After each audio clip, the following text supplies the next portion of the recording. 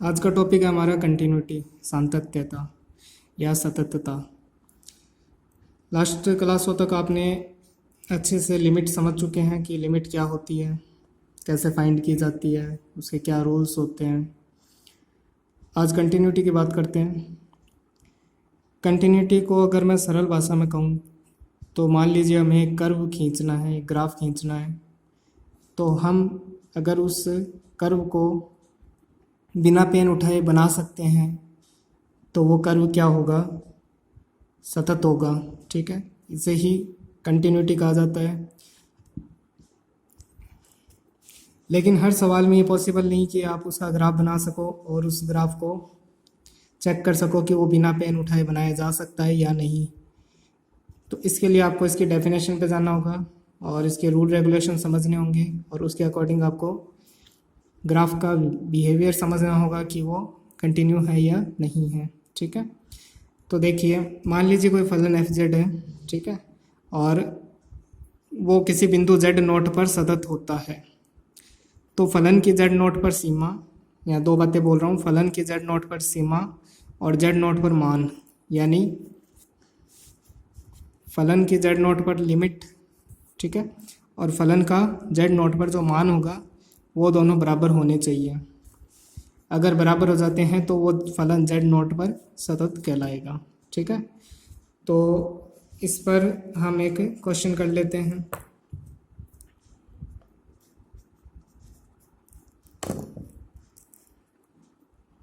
आपको गिवन है कि एफ जेड बराबर जेड स्क्वायर, और आपको ये चेक करना है कि ये जेड बराबर आयोटा पर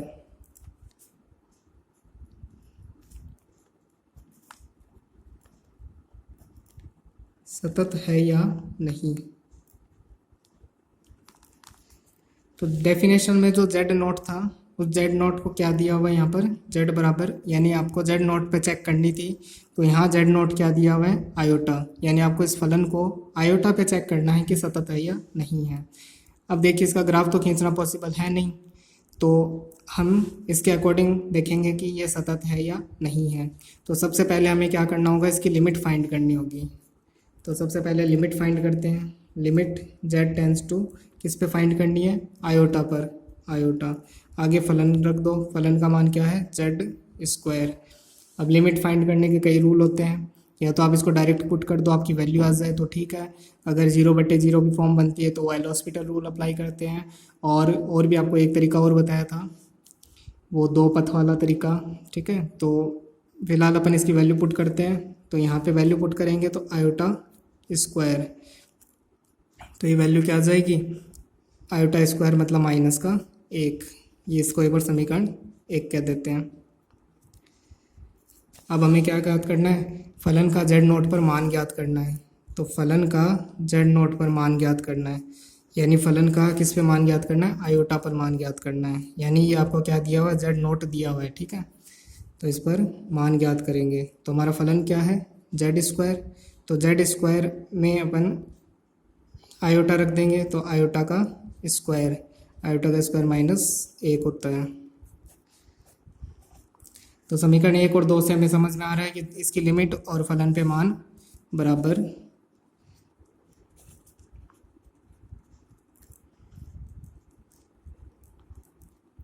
जेड स्क्वायर पर लिमिट और जेड नॉट पर इसका मान बराबर है। ठीक है, तो अब हम क्या कह सकते हैं कि जो फलन है वो जेड नॉट बराबर आयोटा पर सतत है। अतः एफ जेड बराबर जेड स्क्वायर जेड नॉट बराबर आयोटा पर सतत है। अब देखिए जो हमने लिमिट निकाली वो -1 आई, और जो जेड नॉट में मान रखा वो भी -1 आया, और दोनों -1 आने का तरीका सेम ही था। तो अब आप सोच रहे होंगे कि ये हमेशा सेम ही आएंगे, तो ऐसा ज़रूरी नहीं है कि ये हमेशा सेम हो। कई बार ये इसकी वैल्यू अलग आएगी, इसकी वैल्यू अलग आएगी। जब इन दोनों की वैल्यू बराबर नहीं हो तो ये असतत कहलाएगा। ठीक है, तो अब एग्जाम्पल 2 देखिए।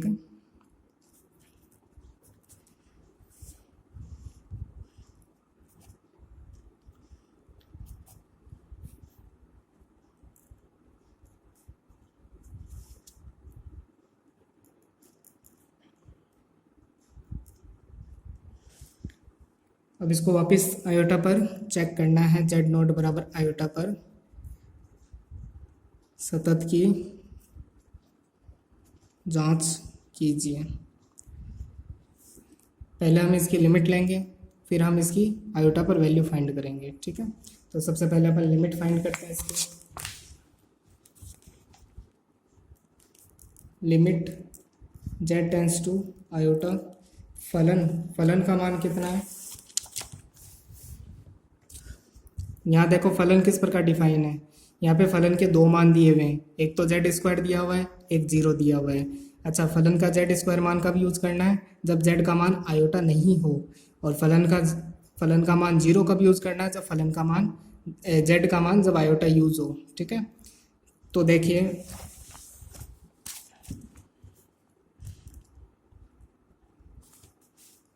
अभी हम जेड टेंस टू आयोटा, यानी जब भी लिमिट की बात करते हैं तो जेड आयोटा की तरफ अग्रसर है, न कि जेड बराबर आयोटा है, ठीक है। अगर जेड आयोटा की तरफ अग्रसर है न कि आयोटा है, तो जब जेड आयोटा नहीं है तब फलन का मान क्या यूज करोगे, जेड स्क्वायर यूज करोगे। तो मैं यहाँ पर जेड स्क्वायर पुट कर देता हूँ। अब लिमिट का रूल ये होता है कि जिसकी तरफ आप अग्रसर हो रहे हो उसी को आपको पुट करना होता है। तो आयोटा स्क्वायर और इसका मान आ जाएगा -1।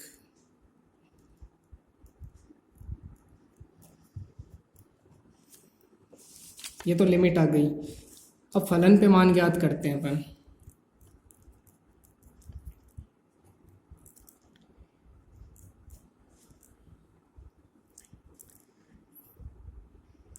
जेड नोट पर मान ज्ञात करते हैं, ठीक है। जेड नोट क्या है हमारा, आयोटा, यानी आयोटा पर फलन का मान ज्ञात करते हैं। इस बार जेड क्या है, प्रॉपर आयोटा है। यहाँ पर तो जेड आयोटा की तरफ अग्रसर हो रहा था, यानी आयोटा नहीं था। और यहाँ पर जेड क्या है, प्रॉपर आयोटा ही रखा है अपन ने।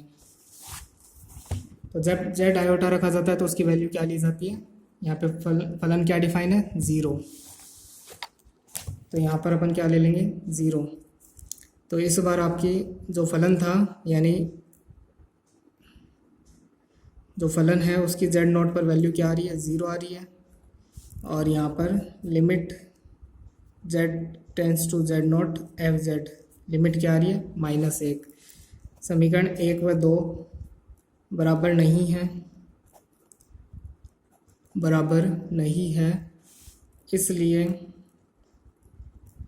हम कह सकते हैं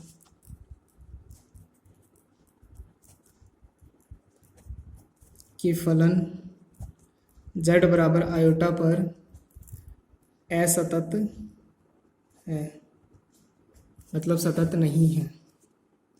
यहाँ तक दो क्वेश्चन में आपने देखा कि अगर लिमिट और फलन पे मान अगर बराबर हो तो सतत कहलाता है, लिमिट और फलन पे मान बराबर नहीं हो तो असतत कहलाता है, ठीक है।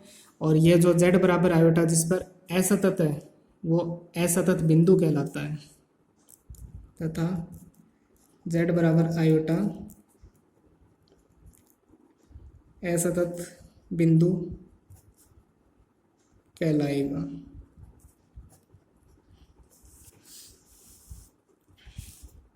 इस पे और सवाल देखते हैं अपन। आपको सिद्ध करना है कि एफ जेड बराबर जेड स्क्वायर, आपको एक फलन दे दिया जेड स्क्वायर, इसको जेड बराबर 3 + 5 आयोटा पर सतत सिद्ध करना है। तो वही सबसे पहले अपन लिमिट फाइंड करेंगे और फिर हम इस पे वैल्यू फाइंड करेंगे। ये जो जेड है ये जेड नोट हो गया आपका। तो पहले तो हम इस पे लिमिट फाइंड करेंगे और फिर इस पे फलन का मान ज्ञात करेंगे और देखेंगे कि सतत है या नहीं है।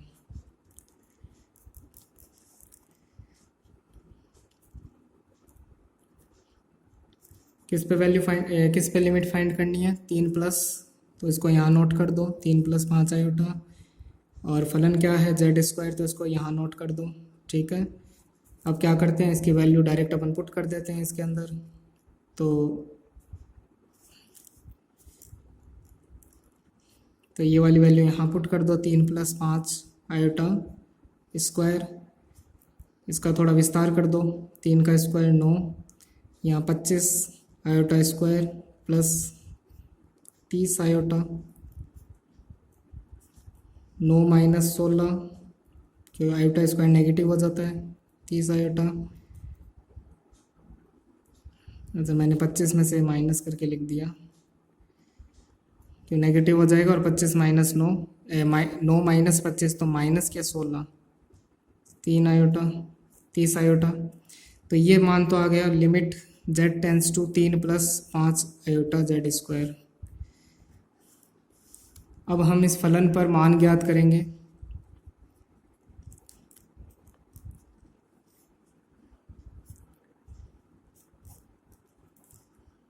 फलन हमारा क्या है, जेड स्क्वायर, तो जेड नोट का स्क्वायर, जेड नोट का मान क्या है 3 प्लस 5 आयोटा स्क्वायर, वो इसका विस्तार कर दो, 9 माइनस 25 प्लस 30 आयोटा, तो माइनस 16 प्लस 30 आयोटा, 1 व 2 बराबर है।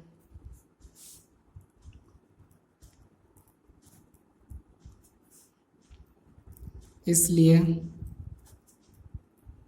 फलन जेड नोट बराबर 3 प्लस 5 आयोटा पर सतत है। बस इतना सा क्वेश्चन आपको करके आना है अगर आपको इसको सतत सिद्ध करना है। एक क्वेश्चन और देखिए,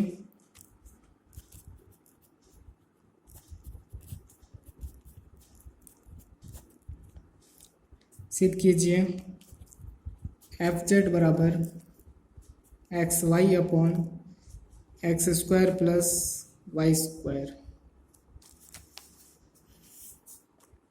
जहाँ x, y 0,0 नहीं हो सकते। साथ ही एक कंडीशन और दी हुई है, f 0,0 बराबर 0। अगर आप यहाँ 0 0 रखते भी हो तो फिर आपको इस फलन का मान 0 ही मानना है, ठीक है।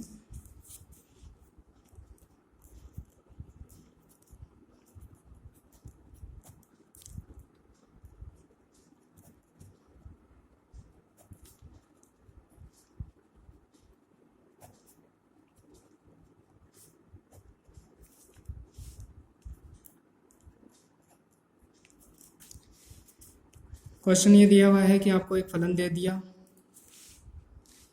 ये फलन एक्स वाई के फॉर्मेट में, और आपको सिद्ध करना है कि ये फलन मूल बिंदु पर सतत नहीं है, ठीक है, सतत नहीं है।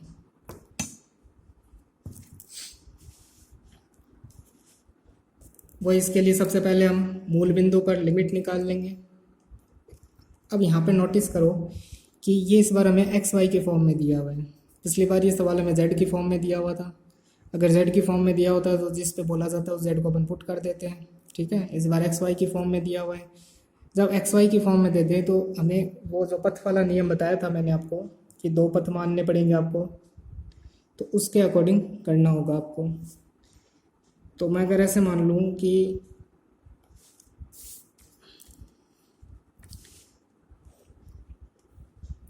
और मुझे मूल बिंदु की तरफ आना है, तो मान लो सपोज कीजिए एक्स वाई ये है, ठीक है। तो मैं इस एक्स वाई पर अगर यहाँ से यहाँ तक चल के आऊँ तो मैं किसी भी ढाल से यहाँ तक पहुँच सकता हूँ। जैसे मतलब y बराबर एम एक्स, यानी इसकी एक बार समीकरण मान ली मैंने y बराबर एम एक्स। अब m का मैं 1 मान पुट करूँ तो ये पहला पथ हो जाएगा, m का मैं अगर 2 मान पुट करूँ तो ये दूसरा पथ हो जाएगा। ऐसे m के मान में तरह तरह से मान पुट करके अलग अलग पथ ज्ञात कर सकता हूँ, ठीक है। तो अब देखिए आपको करना क्या होता है ऐसे सवाल में। लिमिट का ये सवाल इस टाइप का पहले नहीं आया था, वो जो पहले सवाल आया था उसमें थोड़ा डिफरेंस था। उस समय आपको जेड नोट बोला गया था, इस बार आपको एक बिंदु दे दिया है 0 0।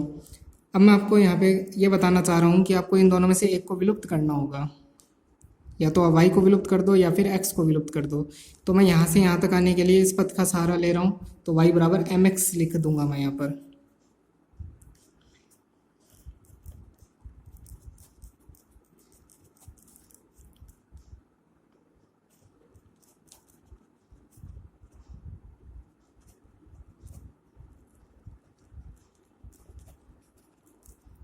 सबसे पहले हम क्या करें, 0 0 पर लिमिट ज्ञात करेंगे। तो लिमिट, अब पूरा सवाल एक्स वाई में है, तो लिमिट क्या हो जाएगी, एक्स टेंड टू बी 0 है और वाई टेंड टू बी 0 है।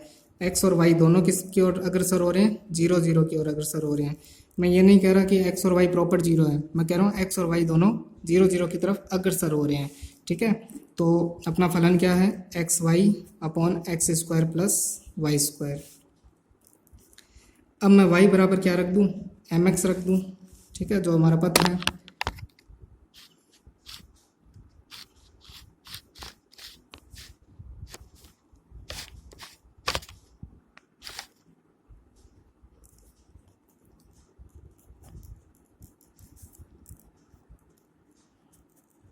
तो limit x tend to Y,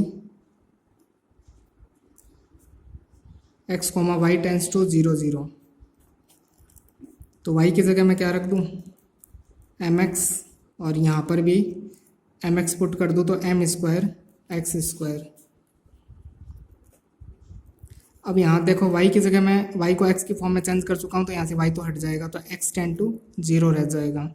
और यहाँ क्या रह जाएगा, एम एक्स स्क्वायर, और यहाँ से एक्स स्क्वायर कॉमन आ जाएगा, तो 1 plus m square x square को कैंसिल कर देगा। Limit x tend to 0 m upon 1 plus m square. तो अब इसके अंदर एक्स आ रहा नहीं है, तो इस लिमिट का कोई यूज़ नहीं, तो ये हमारा आ जाएगा m upon 1 plus m square. ठीक है, अब m की वैल्यू तो देखो, इसको मैं समीकरण 1 कह देता हूँ। अब m की वैल्यू तो कुछ भी रखी जा सकती है, 1 2 3। ठीक है, तो इसका मान जैसे मान लो 1 रखा तो 1 अपॉन 1 प्लस 1 यानी 1 अपॉन 2 आ जाएगा। तो एक बार समीकरण 1 को मान लो 1 अपॉन 2 आ गया। अब हम क्या करेंगे कि जो 0 0 पर सीमा ज्ञात करी थी, अब 0 0 पर फलन का मान देखेंगे। 0 0 पे फलन का मान क्या बता रखा है, 0।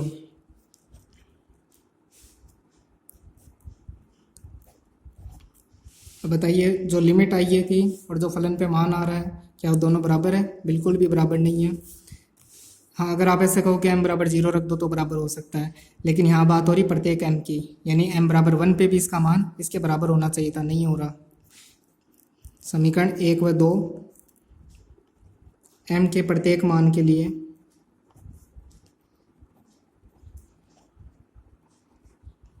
बराबर नहीं है, प्रत्येक मान के लिए बराबर नहीं है, इसलिए फलन 0, 0 पर सतत नहीं है।